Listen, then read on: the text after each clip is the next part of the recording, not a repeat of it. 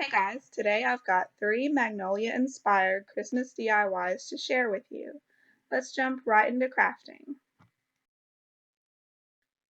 This first DIY is inspired by this ticking stripe fabric ball garland from Magnolia. I pinned this a while back on Pinterest, and since then it has went out of stock, so it's no longer available. I think that mine turned out very similar, except that I adjusted the colors a little bit to match my decor a little better. You're going to need some ornaments from the Dollar Tree. I bought this pack of 12 for $1. They have several different sizes. There's the SKU number.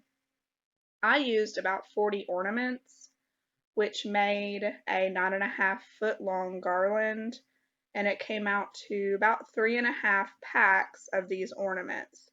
What's good about these ornaments in particular from Dollar Tree is that the little knob on them can pop right off. You can see all I had to do was, squeeze the end there and in the scissors, and then just turn my wrist and pop that little knob right off where the ornament hanger usually sits. It was very easy. So I don't know that you could do that with any other better quality ornament. So really, these really cheap ones from Dollar Tree are the best. I got this ticking stripe fabric from Walmart, and I can leave the link in the description box for that.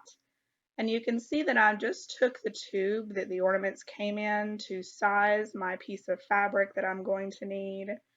And I wanted the stripes to be running horizontally.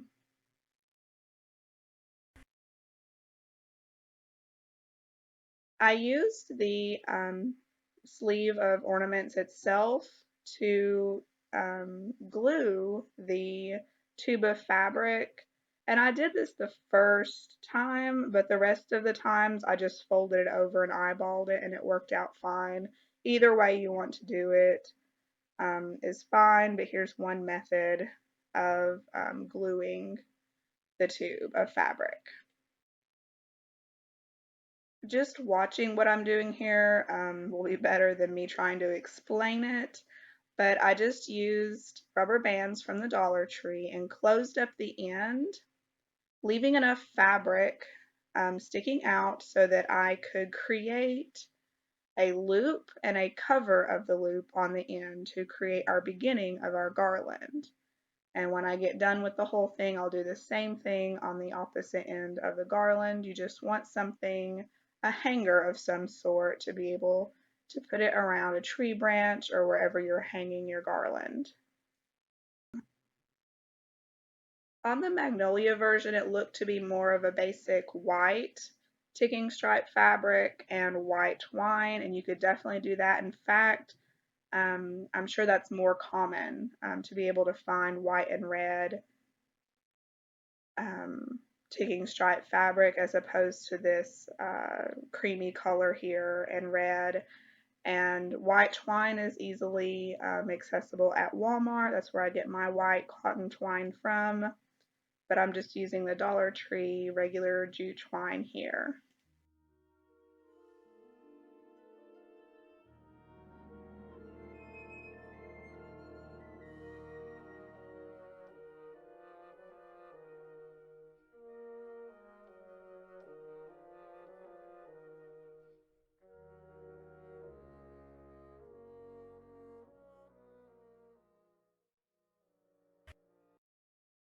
The assembly of this garland was very easy. It just took some time. It's just sort of one of those tedious things.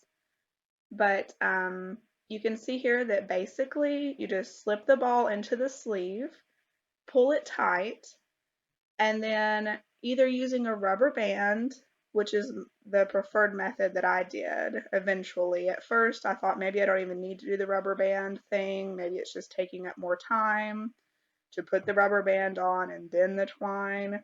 But I found after a while of doing it that I did like using the rubber band. So you just want to put the rubber band on there and then cover the rubber band in twine, going a little bit past it depending on how long you want each break in between each ball on your garland.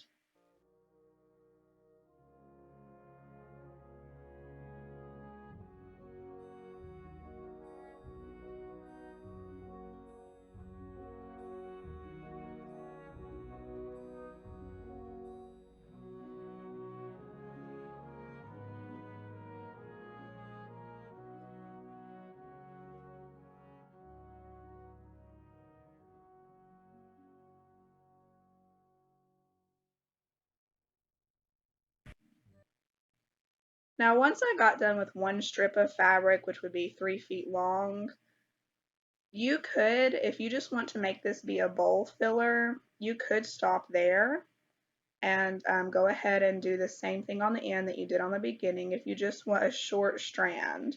But I wanted a really long garland that I had the option of using on my tree if I wanted to. So you can see here that I'm just leaving a little bit of fabric sticking out of the end, and I'm going to connect this piece of garland to the next tube of fabric that I made the same way I did the first time. You definitely want to use some glue to connect each piece, because if you just used a rubber band, that would easily break. And the rubber band just worked to gather up the fabric smaller. And where I connected to different pieces, the connector there was definitely slightly thicker, but it wasn't noticeable.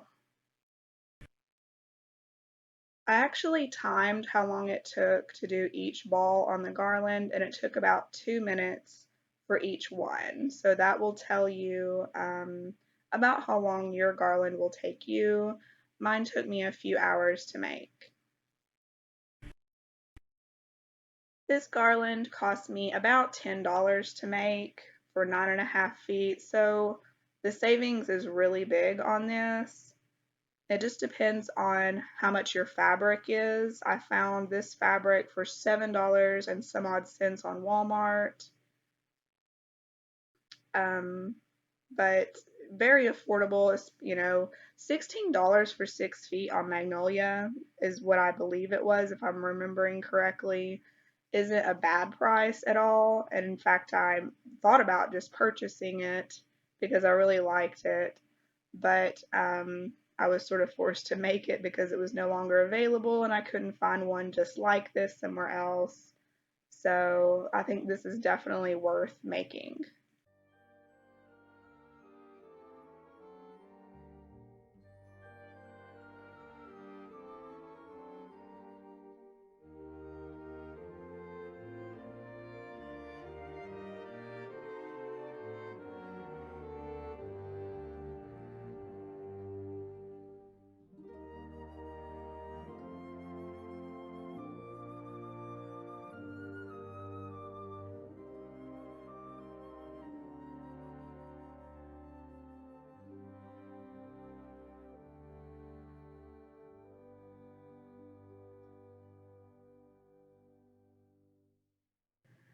This next one is inspired by this Jingle Bell wreath from Magnolia.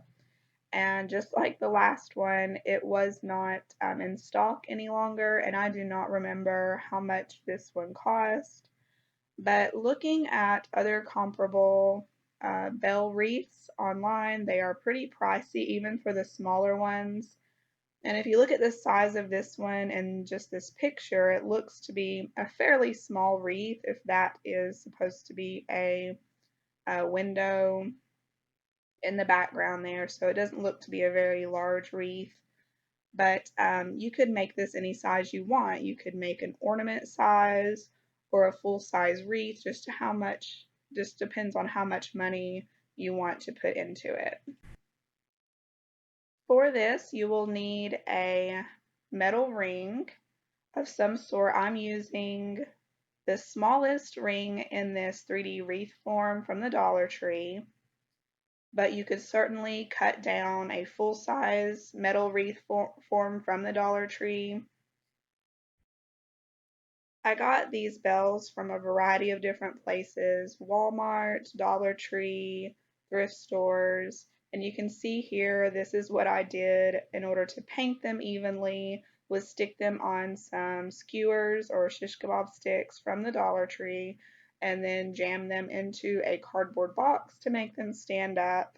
And then these little ones I just put on a zip tie so that I could spray paint one side and then after it dry, flip it over and paint the other side. And I'll take these out and paint them an antique gold color.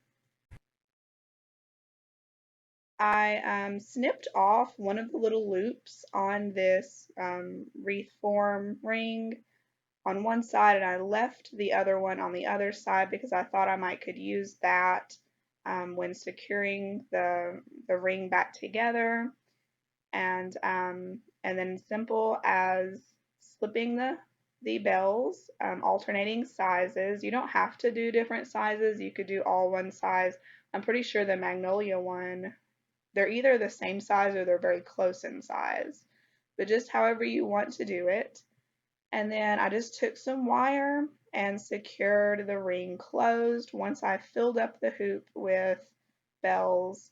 And then I went back later and added some E6000 to where it was connected together for extra strength. Once I was done, I did go back and apply some antique wax with a very dry brush just to darken it up a little bit.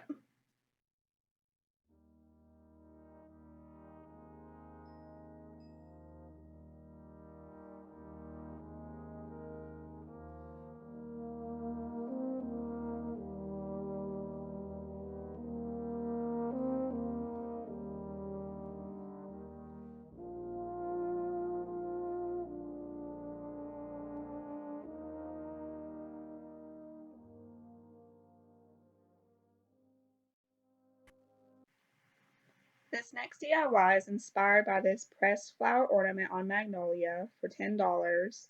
And $10 really is not a bad price.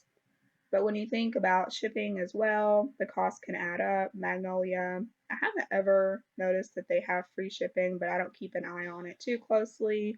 But it doesn't seem like one of those websites that would offer free shipping very often. So I think these are definitely worth making. I'm using this Sculpey clay from Walmart. You get a pretty good sized package of it for $6 and some odd cents. You just have to knead the oven bake clay until it softens. And I rolled it into a ball and I'm going to roll it out into a circle using a rolling pin. And you'll need something to press into the clay, whatever design it is that you want to do. You'll get some flowers. These are from Walmart and Dollar Tree, and you could really use anything. And I used some other objects you'll see in just a little bit to make some different ones. This first one is really the one I was trying to make the closest to the Magnolia one, and it turned out fine. But sometimes I'm a little too quick to do something and then say, whoop, that's good enough. And maybe I should have tried a couple more times to perfect it. But I rolled this out and said, well, that looks good for me. So the next couple of them turned out a little bit better. Usually the first one you do of something doesn't turn out quite as good as the next ones down the line, but it's still really pretty.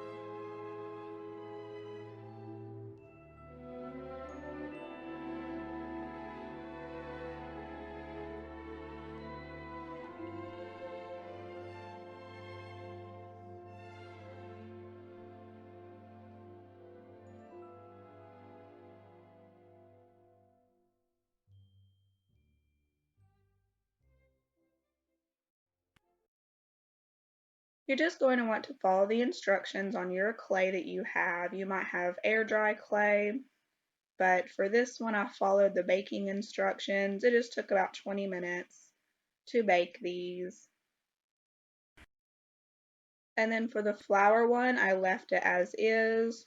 For the wreath one, I gave it a coat or two of Ivory chalk paint. And for the silverware one, to bring out the details, I went over it with some antique wax.